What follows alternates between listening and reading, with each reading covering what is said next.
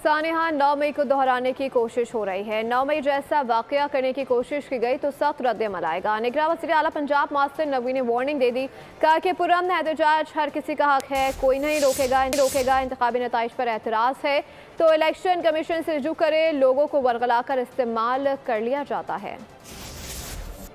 की गुफ्तगू हो रही है कि हम इस जगह पे ये करें और ये करें। हम नहीं चाहते कि ऐसे कोई वाक़यात दोबारा हों।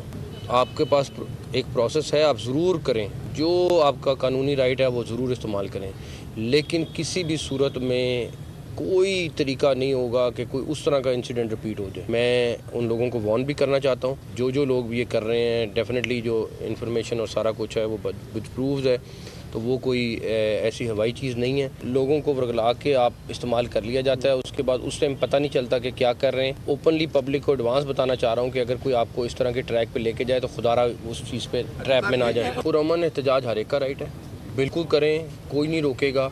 लेकिन अगर किसी के जहन में कोई चीज़ है कि हम दोबारा कोई 9 मई टाइप चीज़ करेंगे तो उसका बंदोबस्त मैं बता रहा हूँ उससे 4 गुना ज़्यादा। सब्सक्राइब करें और बेल दबाएं ताकि कोई खबर रह न जाए।